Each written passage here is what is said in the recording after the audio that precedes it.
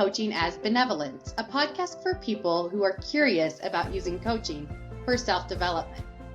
I'm Eryn with Roots and Wings Grief and Loss Coaching. And I'm L Shawn with Michelle Sage Place Positive Intelligence Coaching. All right, we continue walking through our guided journal, Coaching Nuggets of Wisdom to Inspire, Explore, Act, Flourish, a guided journal to live your best life.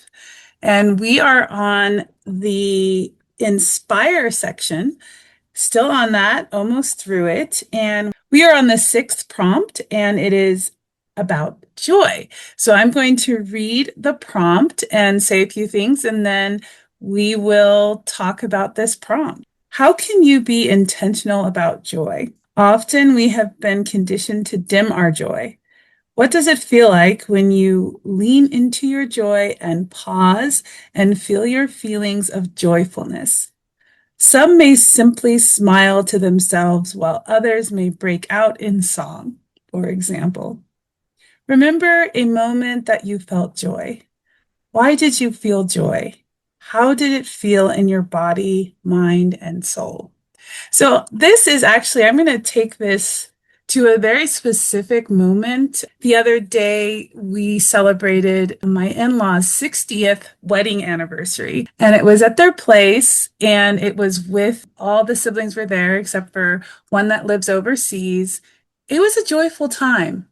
And this came at a time when my in-laws have been experiencing some serious health issues, and there's been some pretty sad moments. But this moment in time was one of joy. And what I remember about this specific time is just how I allowed myself. First of all, I left my phone in the car. I was like, I'm going to be present. And just the joy of seeing these people who have been part of my life for decades. We didn't have the opportunity until quite recently, living overseas, we didn't have the opportunity to gather and learn about what, we were doing in our lives and just really get together on a joyous occasion. And it wasn't a holiday per se. It was to celebrate 60 years of marriage, which is just amazing to me. 60 years of marriage. So there was a lot of joy, a lot of tears of joy. It was just such a beautiful and wonderful time. And to go to the prompt, taking time to lean into joy. So what does that mean to lean into joy? So I really want to focus on that phrase, lean into.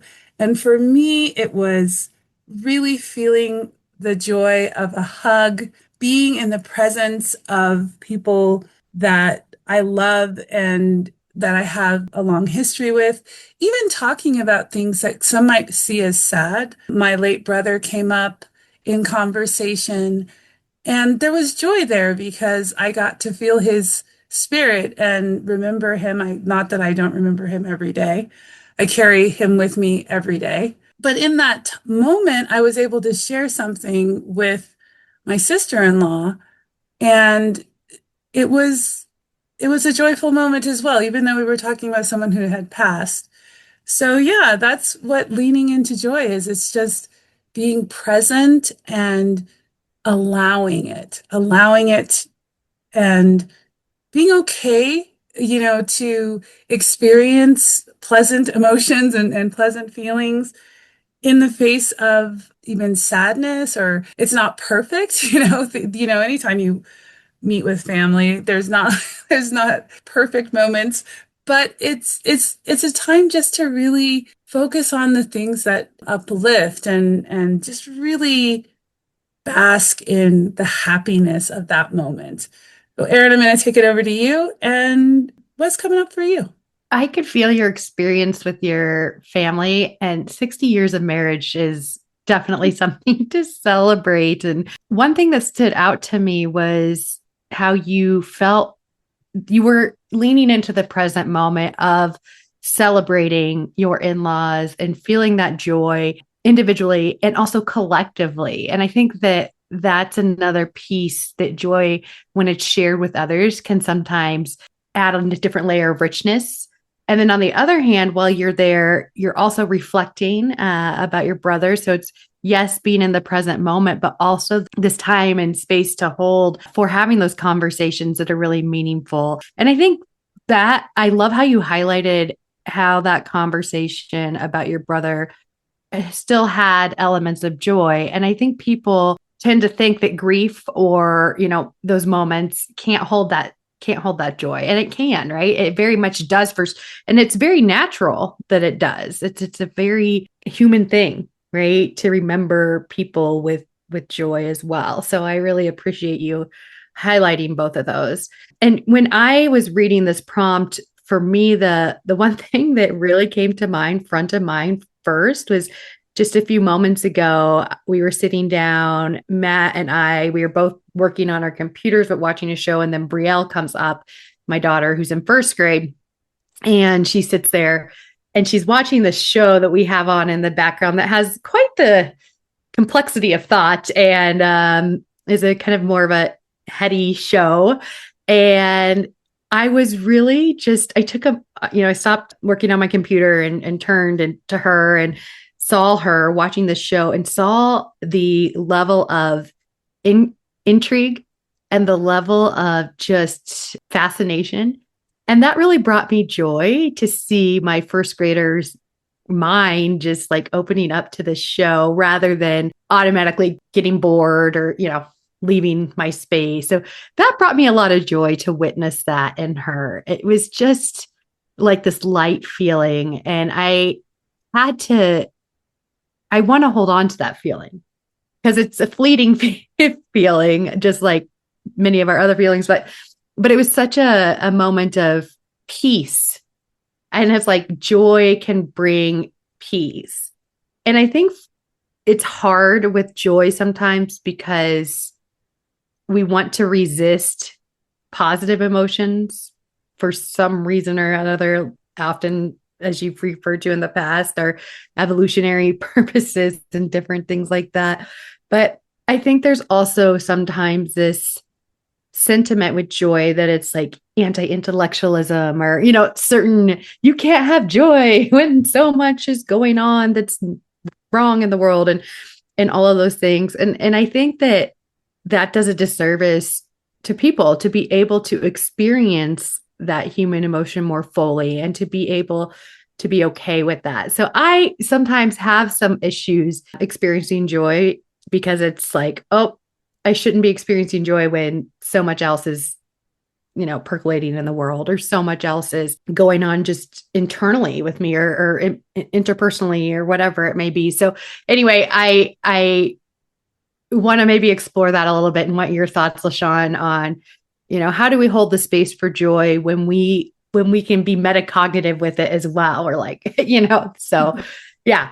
I do think that that's something that people can struggle with, especially when there's suffering going on in the world and it feels like we don't have the right to enjoy our lives or even to acknowledge joy.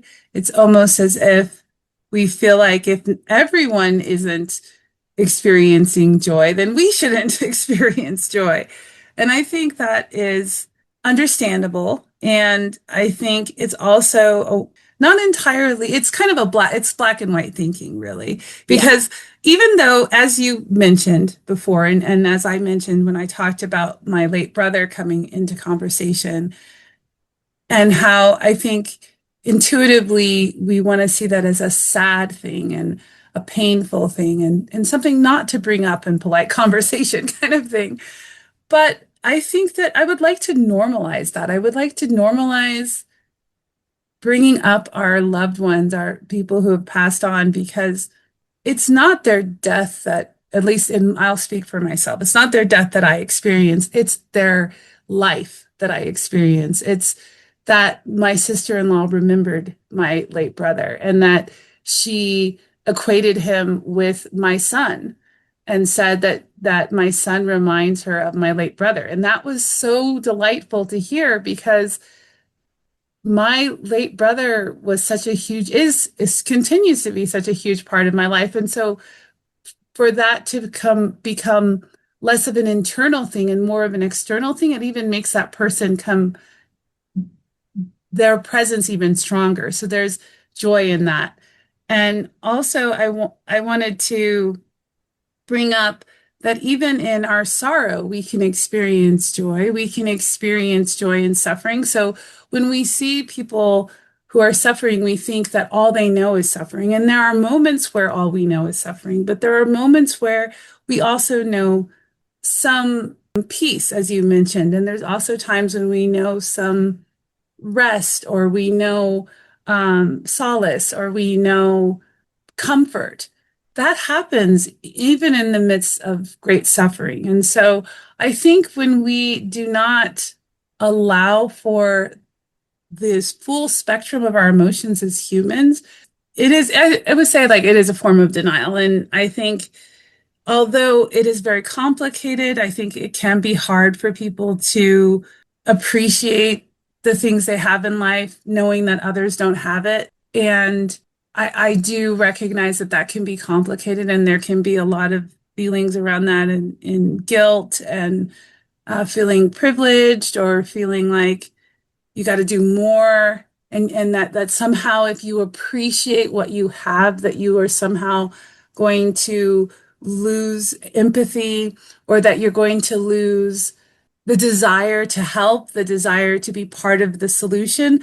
And I would say that it actually frees you up. If you appreciate Yeah. what you have, you can appreciate the possibility for others. And it might even lead to you feeling even more resolve in fighting the fight, or being more part of the solution, because you appreciate the people in your life, or you appreciate peace, and you appreciate, so therefore you're going to fight even harder for the people that you see who don't have it. And you might appreciate it in such a way that you can carry that with you, knowing that you can also make that possible for others. Even if it's not true now, it can be true, and you're working and you're doing your part. So I think that's something that, I mean, we experience. And as with so many things that we've talked about, it's messy.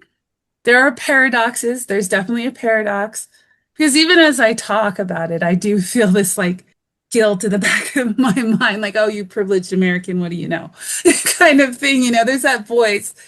And I'm like, you know what? I think that I think those I'm going to say emotions are what make us human. They're what unite Mhm. us as human. And in feeling joy, we are experiencing something that all humans can experience. And so I think that although we may feel a certain sense of guilt, or that this is somehow taking away, it's just like kind of a zero-sum game, I don't think that's the case. I think the more that we can experience joy and appreciation, the lighter our heart is, and the more open we become. Kind of goes back to what you were saying about your daughter, how you were able to appreciate her experience that she was having, and that brought you joy. So that was another thing that I wanted to bring up that resonated with me. Often when we can get outside of our own thoughts and our own experience, and see something from the perspective of the other person, or even just appreciate that that person is engaged in this, or they're intrigued by this, or they're passionate about it. And we may not be, but we can enjoy their passion, the fact that they're passionate about it, or they're intrigued by it, or they're enjoying it.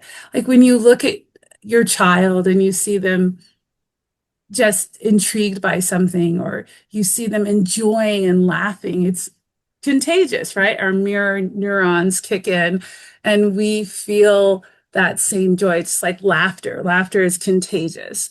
So those are some things that have come to mind. How about you, Eryn? Anything coming up for you? So much. I feel inspired by a lot of what you said and how you have connected appreciation to joy. That is, I think, a really important and helpful connection to make. And it really resonated with me too. And that feeling of how joy can open us up to even more appreciation, more activism, more work, whatever it may be. And it doesn't have to be more, right? Like it can just be joy. And I have to be reminded of that myself because I'm like, if I feel joy, then I have to have these other things. And that's not true, right? That's my mind getting away from me. And that's not true. I can simply feel joy. And yet it will still probably open me up to more pathways for creativity, more, like you said, empathy, more abundance in terms of just my own health and way of being in the world so that I can engage in the world a little bit differently. And so I really like what you said. And just having that sense of the shared joy is kind of standing out to me again too, because you ended with highlighting that and watching, children and in terms of their passions. And then, you get to experience a sense of joy seeing them in their lane or in their happiness or, whatever. And of course, for us, that's probably partially where our joy lies in terms of both being mothers and also working with people in education and those sorts of things. So I could see how that's a key part and a key connector for us as well. And then just going back to how joy feels and taking a moment to sit with that, like it talks about in the last question or of this prompt, even reflecting on a moment you felt joy and how that felt in your body and mind and soul. Joy for me, I can actually, it's interesting because I think it's more of a body experience. And most other things for me are more of a mind experience. So that's interesting too. And that makes me wonder about the healing capacities of joy and what that can do for our own physiological health as well. And then the soul as well.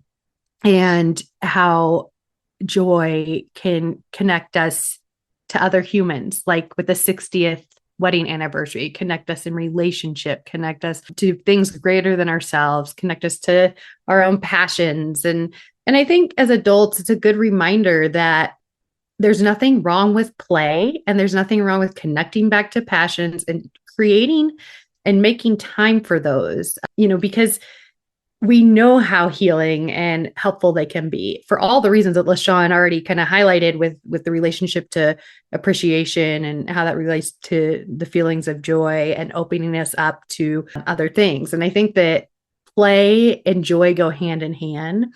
And that can be anything from a creative act to meditation to whatever it may be. And so I actually just read an article in the New York Times and The Athletic about Aaron Gordon with the Nuggets. And I'm a big Denver Nuggets basketball fan. And I've always really liked Aaron Gordon with his ability to play as a team and kind of be a steady presence of a leader that just seems really grounded.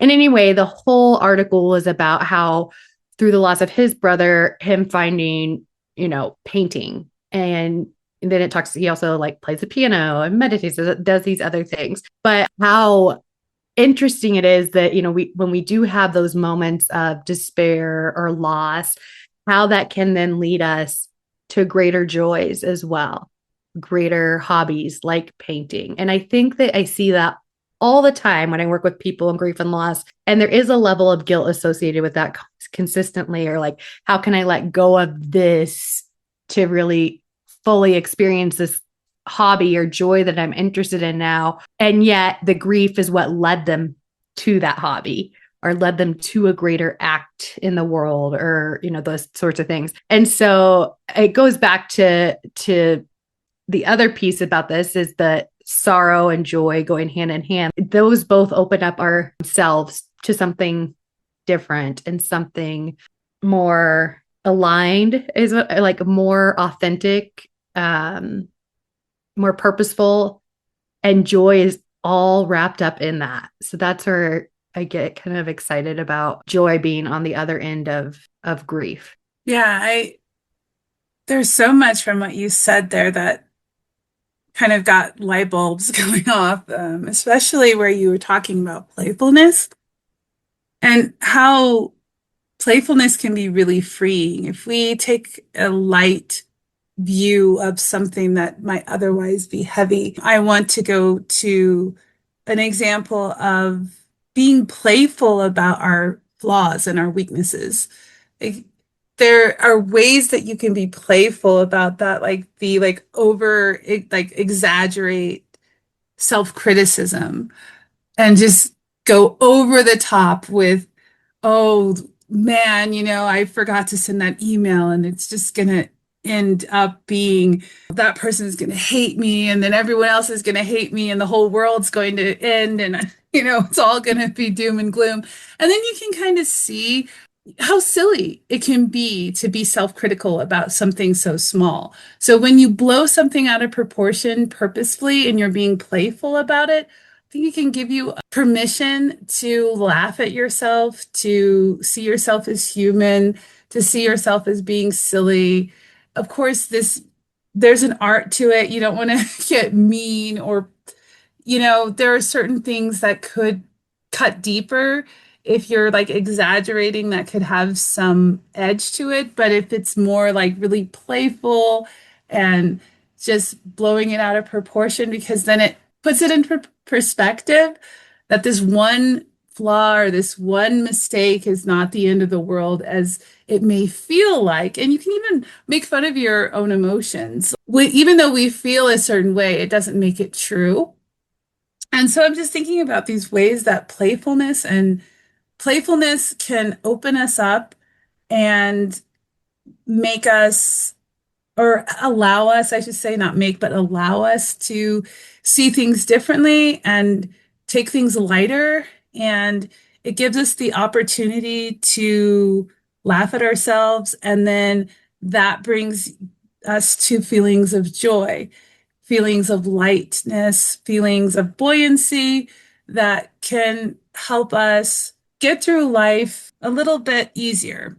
I know a lot of people might think, or there might be some people who might think that that's not fair. Like we shouldn't be able to get through life easily and life should be a struggle. And it's not worth it if it's not coming to you without struggle. We often, when we hear stories of people that we admire, there's that story of difficulty, overcoming challenges, and then getting to a place where there are, because there seems to be this sense that we need to earn it or we need to be deserving of it. So we have to go through a certain trial before we can get there.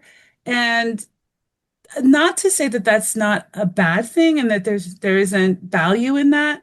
There is also a value in getting something easily, something coming to you just by things falling into place or working out, just smoothly happening, being in the right place at the right time, winning the lottery, that kind of thing.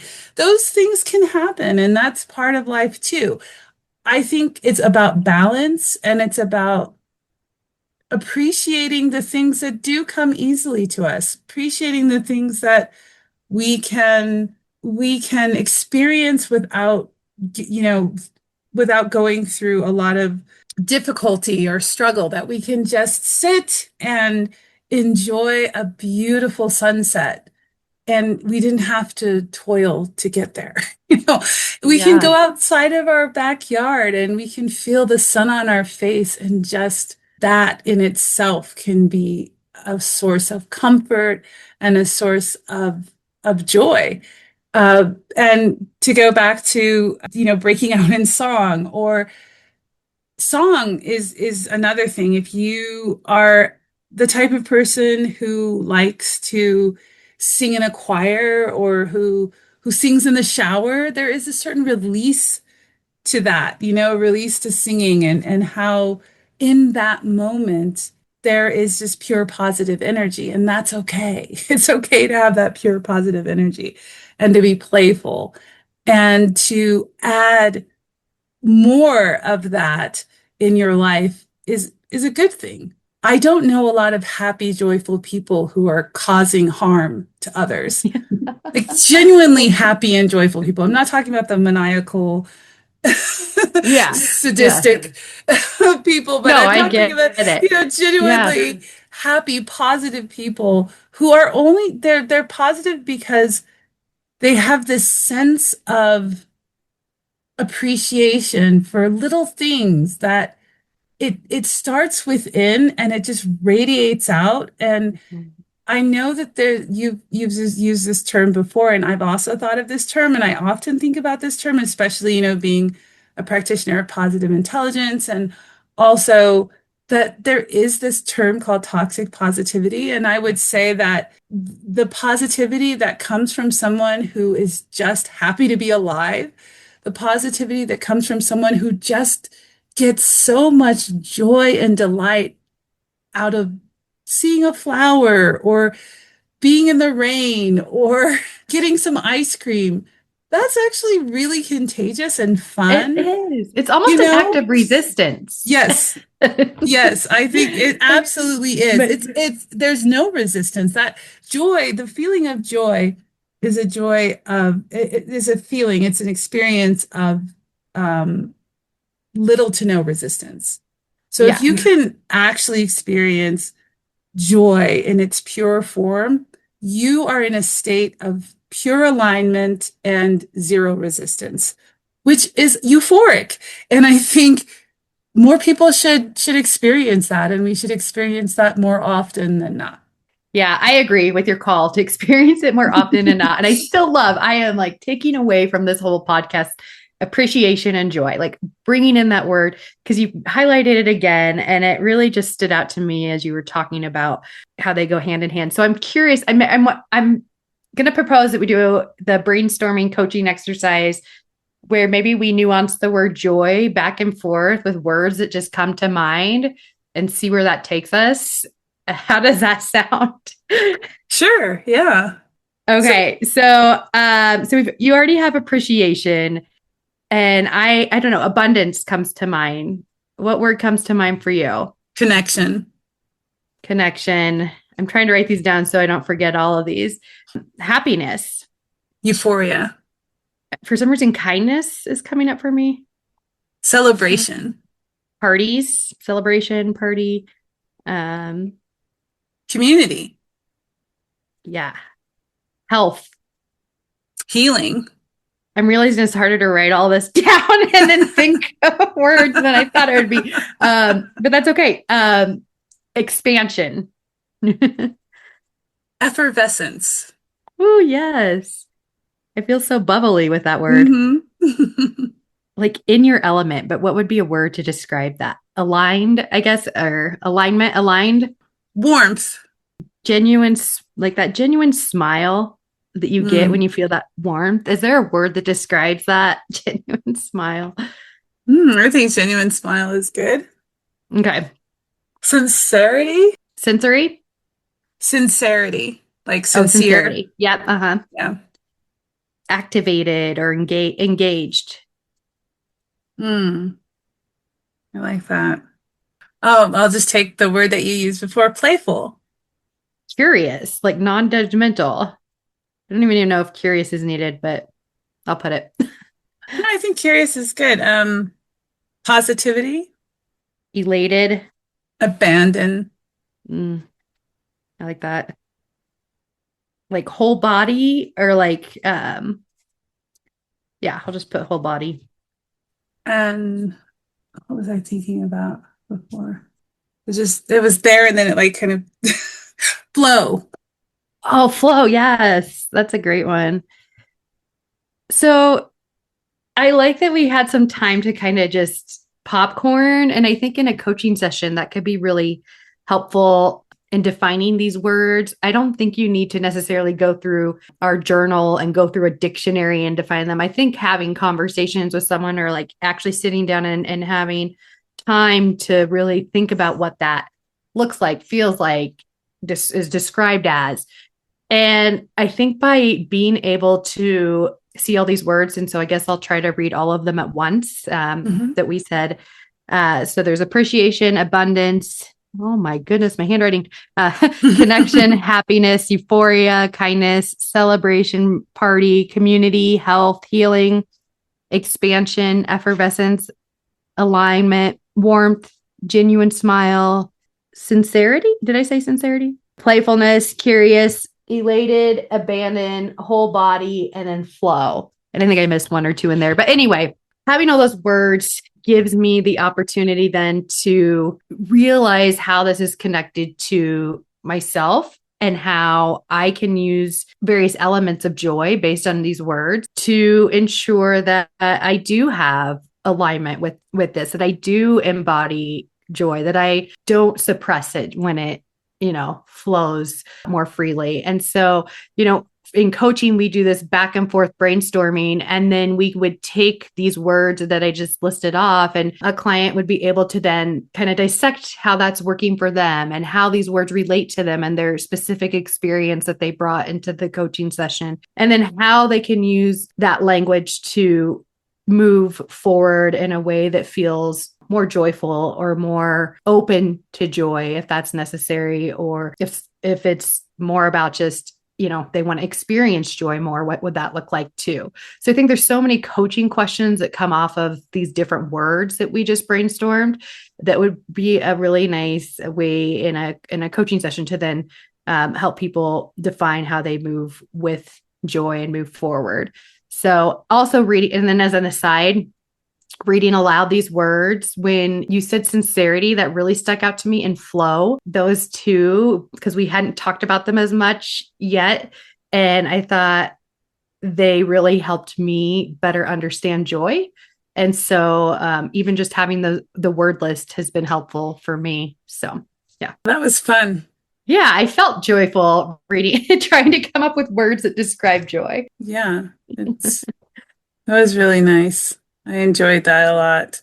So are we close to, that was kind of like a call to action right there, Eryn. I'd say we're at the call to action section of the episode. Did you want to use that as your call to action, or do you have another one in mind? I think that's pretty well summarizes where I'm at. And then just my call to action is to not only see the joy in yourself, but also see it all around you. I think that's the only, we didn't quite talk about that, but it's kind of coming up for me after looking at this list of words, is like, I can be inspired by seeing this person feeling joy about a promotion, or this person feeling joy about the ice cream they just ate, or what, just experience that. Yes, as an active participant in life, but also as an observer. Joy can be found as an observer as well. Yeah, absolutely. That goes back to your story about finding joy and observing your daughter. So yeah, I'm going to riff off of the brainstorming activity and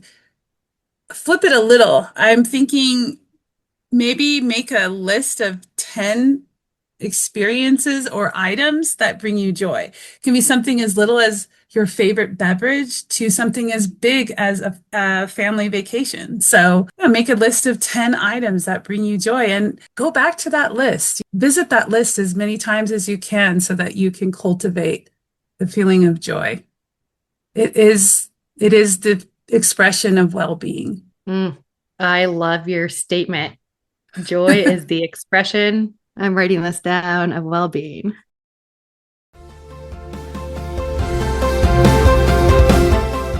Thanks for joining us for Coaching as Benevolence. I'm L Shawn with Mayshell Sage Place, Positive Intelligence Coaching.